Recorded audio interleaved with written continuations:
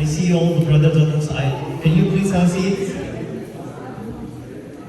Okay, we're gonna start because we are short on time. We have only, I would say, 20 minutes, and I'm gonna let Humza speak as well, what he has to say. So our next speaker is Marvin. He's our Texas Indian leader from our Indian community, Wylie community.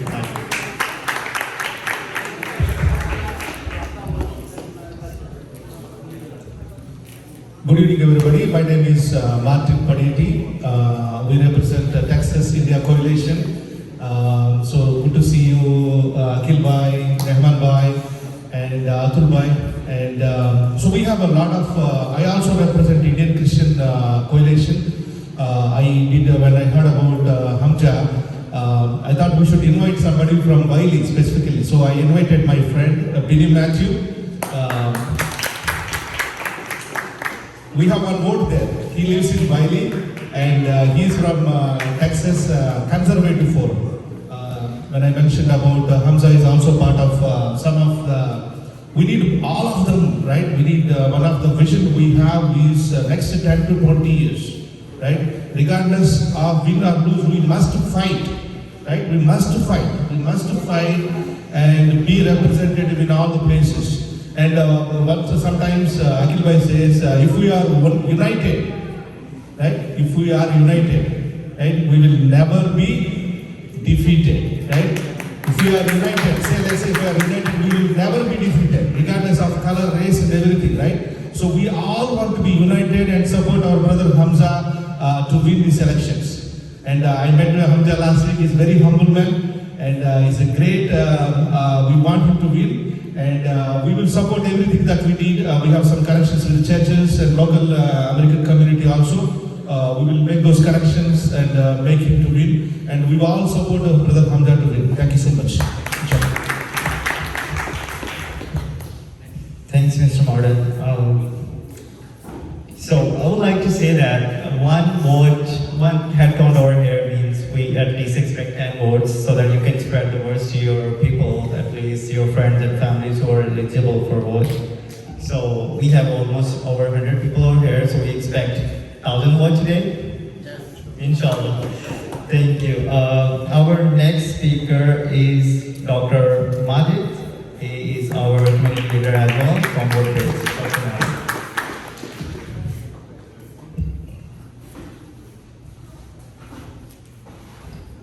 Bismillahirrahmanirrahim. Assalamualaikum. So, I know Humza. Humza is my neighbor, very nice man with noble characteristics. So one thing we should do, if someone is giving his volunteer time, we should respect it. And this country is a very, very, precious thing to do. So we should all applause for Humza that he's taking his time out for this. Okay? Now, last year we did a little campaign with Brother Abdul Ghani and Brother Danish. We went block walking, and alhamdulillah, we had shown a good number of votes. Although we didn't achieve our goal, which we were supposed to be. But let me tell you one thing: what happened next? When there was the district court election was going on, all the candidates were standing in front of the mosque. They want to grab your votes. That's the impact you can put on the community if you come out and vote. Okay. There are a lot of negativity around us, the color, race, and all those things. How can we mitigate that thing? We put our people in councilships and government levels and all those things. What you're going to get in return is basically you're going to see that you show your value there. When you work for the community, you show your value and you get your recognition. So come out and vote. Don't take it for granted. Come out and vote. They will speak for you. Okay? Thank you.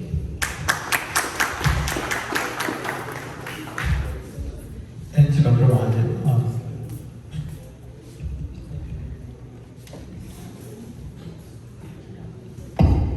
So we're just going to introduce the guest of honor, I guess.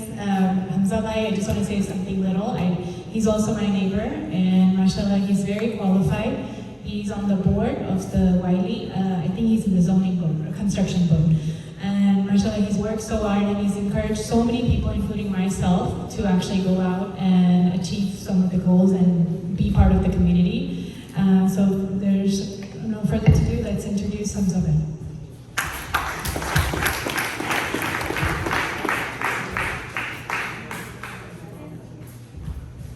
He has his own notes, so. Assalamualaikum, Sat Sri Akal. Good afternoon. Thank you very much. We're honored by the presence of all the people here. I'm actually motivated by all the energy that I feel in this room. A lot of good things have been said about me. In all honesty, I'm not really that good. But I try to better myself by hanging out with the better people. So all of you here, I can say with confidence, are godly people. We have a reference that we refer to for our code of conduct in this life. We have Christian brothers, Sikh brothers, Muslim brothers, Hindu brothers, all of us. I don't think there's any person in this room who would say, I go by my own definition of good. So what unites us, as Brother Martin said, is the source of good. And the source of good, we all believe, is God. My religion tells me, "Ta'awanu 'alal birri wa taqwa wa la ta'awanu 'alal ithmi wal 'udwan." So I stand here affirming my commitment that whatever I do would be for the good and towards achieving the good for everyone, for the common humanity. And I would never cooperate with anyone going in the opposite direction. Okay? So what guides me in my journey through this difficult path that I've chosen? I would read out a few verses from the Bible. I wish we had more representation here in this room from 50% population of Wylie, which claims to be Christian. Inshallah, they will make it the next time once they hear the good words about us. So Matthew 22:36, "Teacher, what is the greatest commandment in the law?" And Jesus replied, "Love the Lord your God with all your heart and with all your soul and with all your mind." Now, who can disagree with that? This is the first and greatest commandment. And the second is like, love your neighbor as yourself. All the law and the prophets hang on to these two commandments. I think this summarizes the morals that we stand for. I don't think anyone can disagree with anyone who strives to uphold these morals and apply them equally and fairly to everyone. And then James 2:8, if you really keep the royal law found in Scripture, love your neighbor as yourself, you are doing right. But if you show favoritism, you sin and are convicted by the law as lawbreakers. I'm pretty sure my Christian friends in the room know these verses by heart, but it's actually a source of guidance for us Muslims and any people who want who strive to better themselves. All right? And so now, I mean, that's where I'm not going to hide where I come from. I am a conservative religious man, and my definition of morals and goods all derive from my religion. But I believe those values are universal. Muslims don't have a claim to them. Christians don't have a claim to them. Every good human beings, they're born in their heart with those values, with that compass. That's why we see such diversity in this room. And coming back to Wylie, so what makes me stand up for Wylie City Council?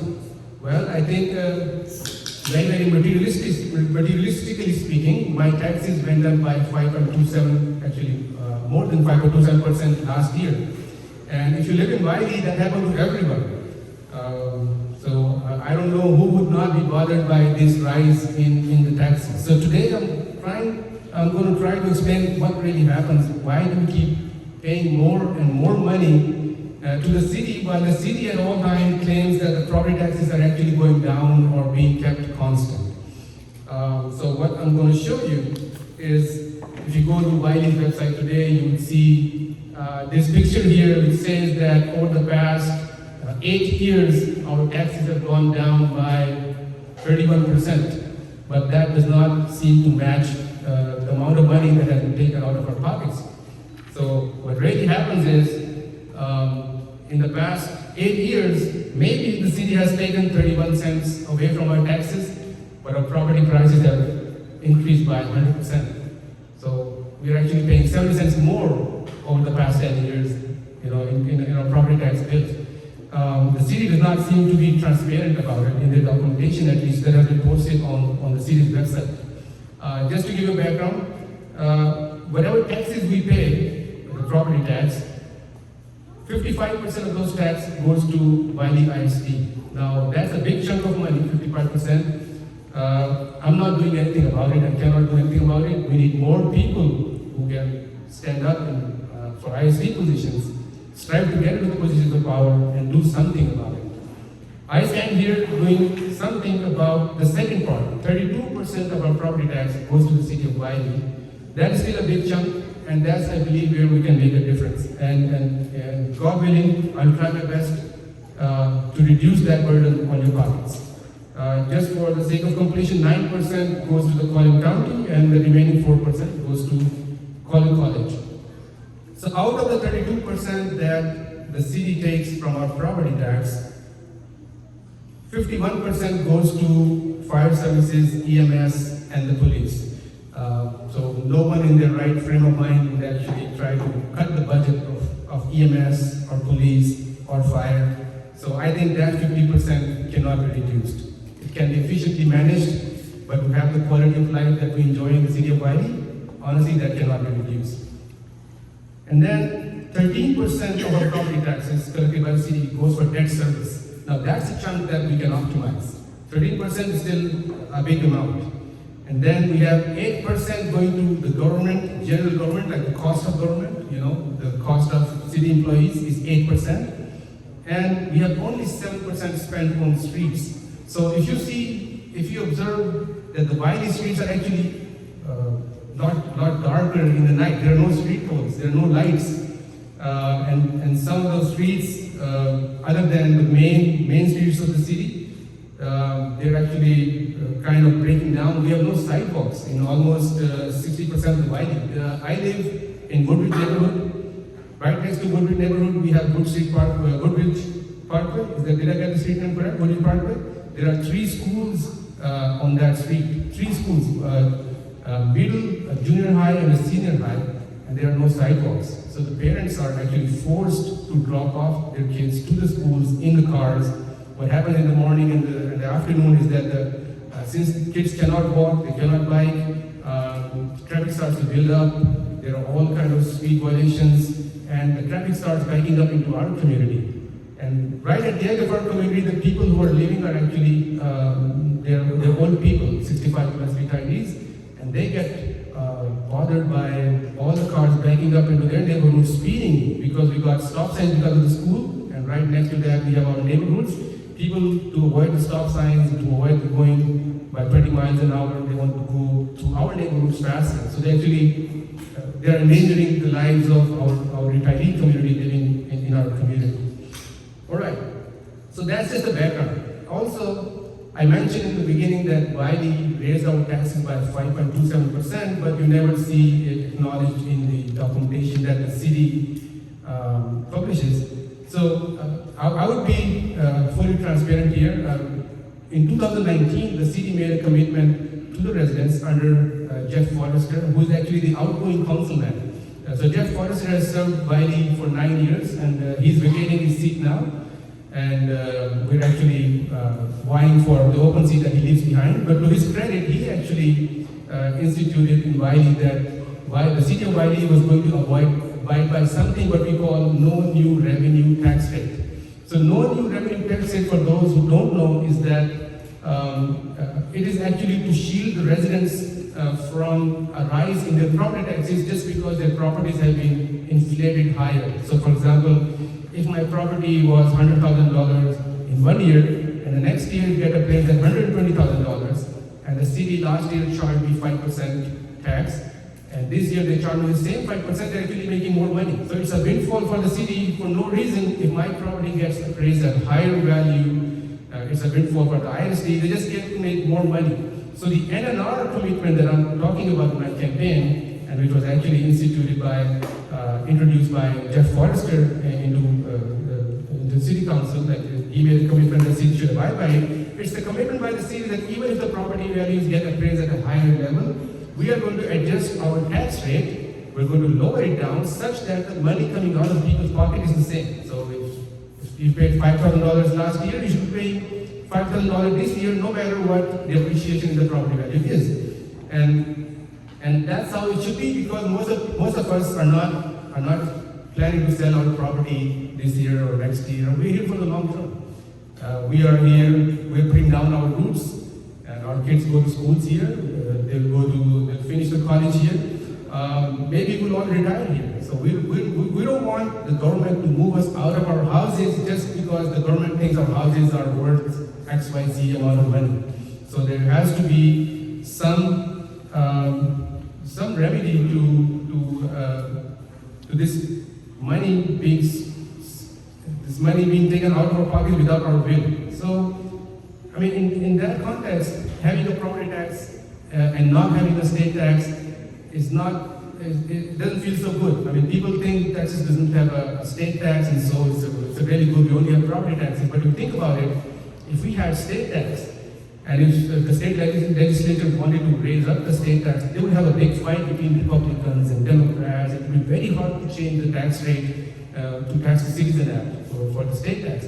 But if you think about the property values, they are, to me, in my opinion, randomly being assigned by some bureaucrats, maybe a couple of elected positions in the appraisal district, county appraisal district. They just say, this year your property is worth this much.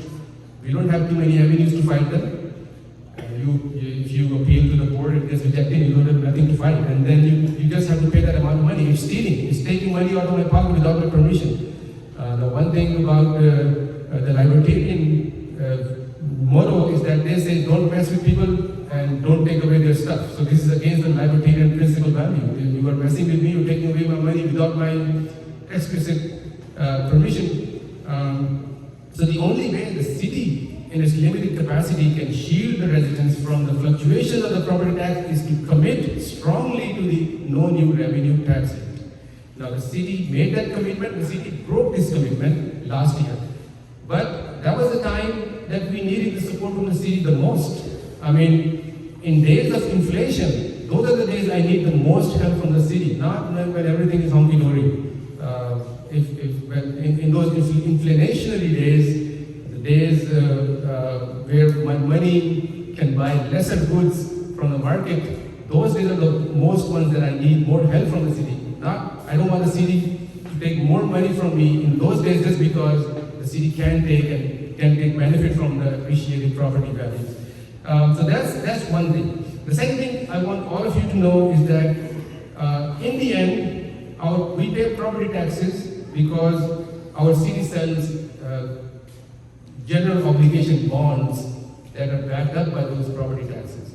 So what happens is to finance the projects in the city sells bonds to make roads, to make, for example, this building that we're using, they sold a big bond, some tens of millions of dollars, and that bond, the only thing that was backing up that bond was our property taxes.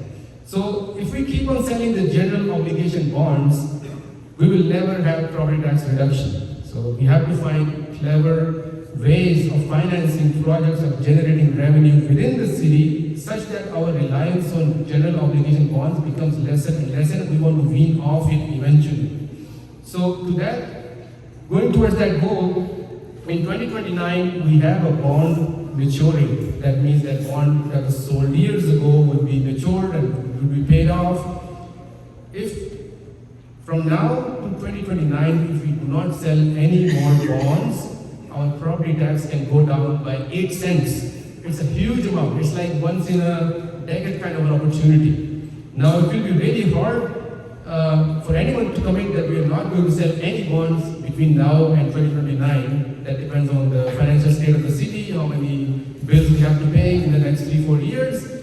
But in general, it's a target worth shooting for.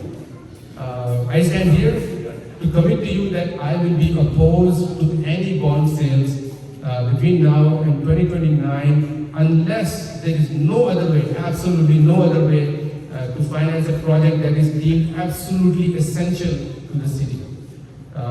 So there are, I know that the people in the last city council, sometimes they have actually relied on selling bonds even to finance the purchase of EMS vehicles or police vehicles or something.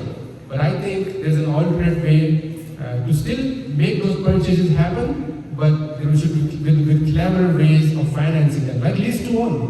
All the business people here would know that lease to own is a much better way to acquire assets than just selling bonds that are backed up by the property values.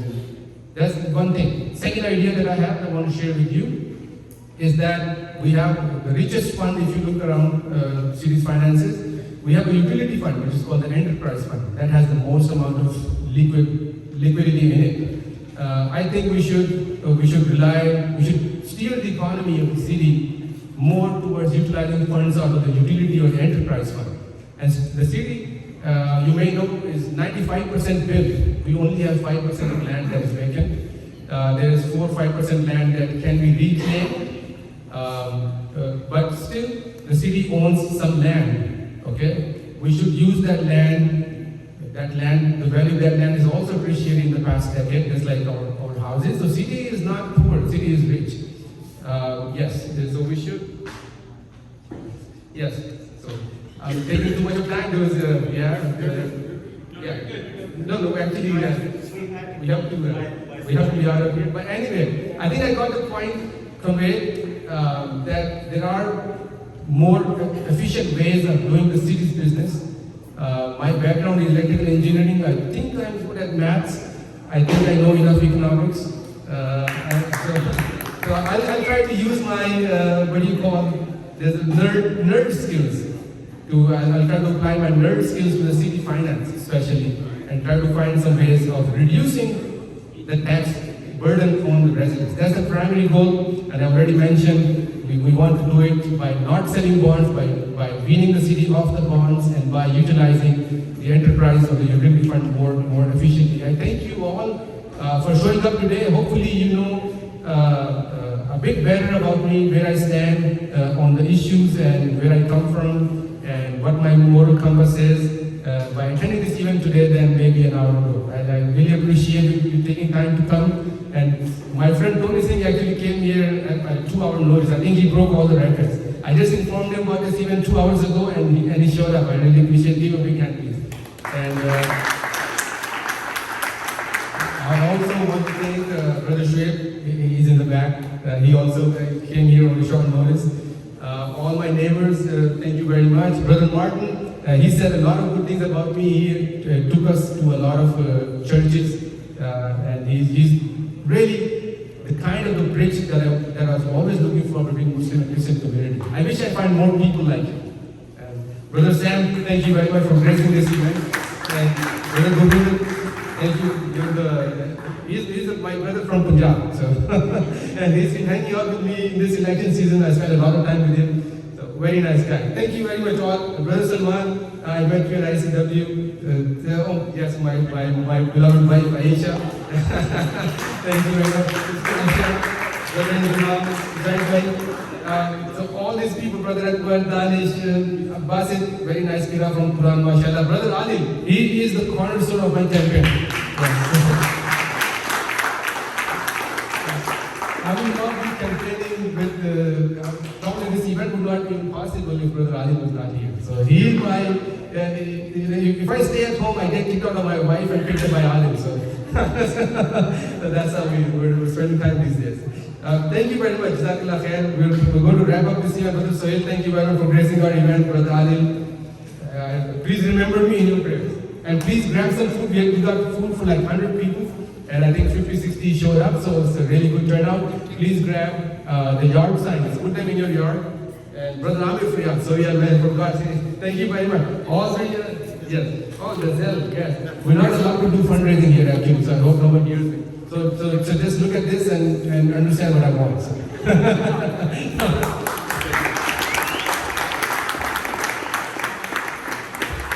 Thank you everyone for showing up.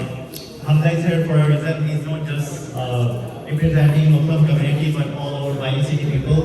So thank you Humza, thanks for your help. Humza, group picture. Okay, all the volunteers and everyone who's helping us, please come here over and